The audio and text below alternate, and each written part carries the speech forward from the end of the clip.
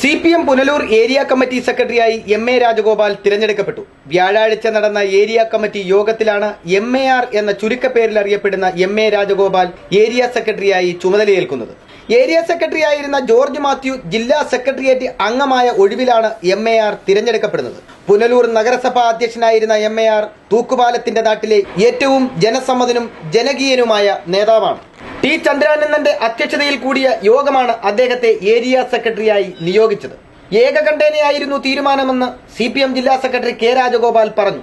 CPM ജില്ലാ secretariat അംഗങ്ങളായ S Jayamohan, George Mathew എന്നിവർ സന്നിഹിതരായിരുന്നു.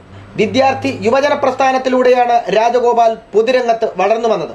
പുനലൂർ SN കോളേജിലെയും കൊല്ലം SN കോളേജിലെയും SFIയുടെ യൂണിയൻ ഭാരവാഹിയായിരുന്നു. DYFI ജില്ലാ വൈസ് പ്രസിഡന്റായിരുന്നു അദ്ദേഹം. 1995 മുതൽ 2010 വരെ പുനലൂർ നഗരസഭയുടെ അധ്യക്ഷനായിരുന്നു.